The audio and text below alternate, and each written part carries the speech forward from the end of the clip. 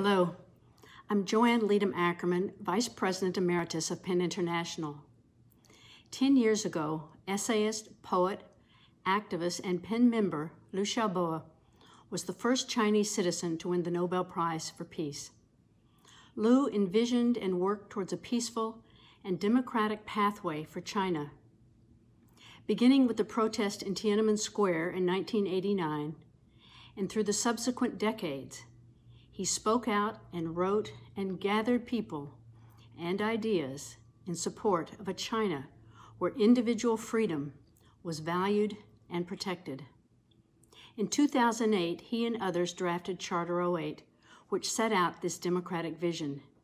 He and others gathered hundreds and then thousands of signatures from Chinese citizens who endorsed the vision. Charter 08 did not call for an overthrow of the government, so much as a transformation of the way the government related to its citizens in a transition to a democratic society that would include freedom of expression and assembly. Liu Xiaobo has been called the Nelson Mandela or the Václav Havel of China because of his ideas, his activism, and his leadership. Like Havel, Liu was committed to nonviolent action as a means of achieving change, and he was an inspired writer. I first encountered Liu Xiaobo through PEN.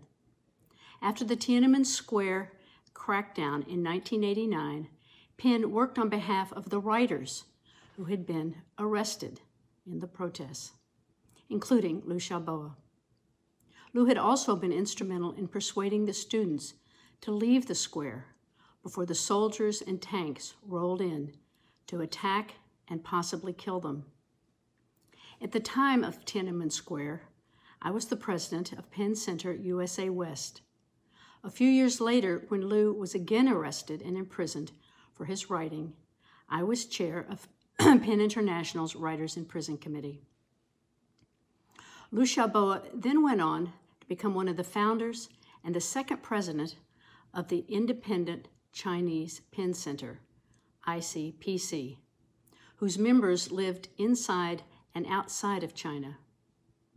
He was instrumental in establishing the platforms for which and by which these writers could communicate and share ideas about a society where freedom of expression and democratic processes could exist. During the time Liu Xiaobo was president of ICPC, I was the international secretary of PEN. However, Liu was not allowed out of mainland China into Hong Kong, where ICPC had its meetings, and I didn't get to the mainland until shortly after he was arrested for the fourth and final time in 2010. So we never met in person, though over the decades I have worked with many of his colleagues. Liu Xiaobo was the writer the Chinese government feared the most, and therefore arrested. Liu was charged as an enemy of the state for, quote, incitement of subverting state power because of his ideas, his writing, and his participation in the drafting and circulating of Charter 08. He was sentenced to 11 years in prison. He was the only recipient of the Nobel Prize who was in prison at the time and not allowed to attend the ceremony. Only an empty chair represented him. His wife, Liu Shi, was not allowed to attend either. Liu Xiaobo died in custody July 13, 2017. After his death, writers around the world who knew him began to write about him, his work, about China and the path of liberalism and democratic aspirations. This year, the journey of Liu Xiaobo from dark horse to Nobel laureate was published. It contains more than 75 of these essays, probably the largest gathering of writing from China's democratic activists. It is both a memoir and a tribute to Liu Xiaobo and a study of China's democracy movement. China's democracy movement and Liu Xiaobo's legacy still inspire those inside and outside of China. From the mainland to Xinjiang, to Tibet, to Hong Kong, and to neighboring countries engaged in the struggle for political reform and an end to authoritarian rule. Some have said that because of China's ascendancy in the last decade, the legacy of Liu Xiaobo has been reduced to nothing. But a longer view of history shows that the same was said of those visionaries and martyrs for free societies in Eastern Europe and South Africa.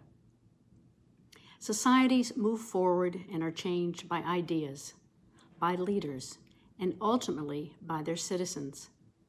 Liu Xiaobo did not aspire to personal power, but those in power came to fear him because he understood how to move ideas into action.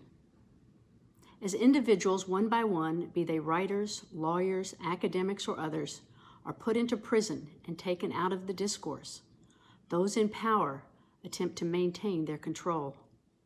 That is why it is important to keep an eye not only on the monolith of governments and regimes, but to protect the individuals who both hold the powerful to account. Liu Xiaobo declared, "Freedom of expression is the foundation of human rights, the source of humanity, and the mother of truth." Liu Xiaobo insisted that to transition to a state where one wanted to live, one needed to have citizens who represented those values, even in the struggle. I'd like to read from his final statement to the judge who sentenced him.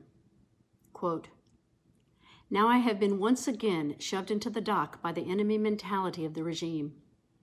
But I still want to say to this regime, which is depriving me of my freedom, that I stand by the convictions. I have no enemies and no hatred.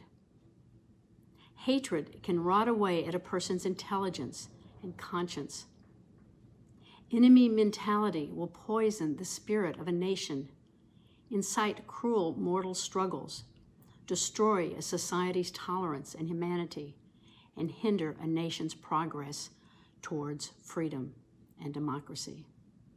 That is why I hope to be able to transcend my personal experiences as I look upon our nation's development and social change, to counter the regime's hostility with utmost goodwill, and to dispel hatred with love," unquote. After Liu Xiaobo's death, a colleague who had known and worked with him for decades was asked if he thought Xiaobo would have changed his statement had he known his end. His friend said no, that his final statement and sentiment that I have no enemies, no hatred, was at the heart of who Liu Xiaobo was.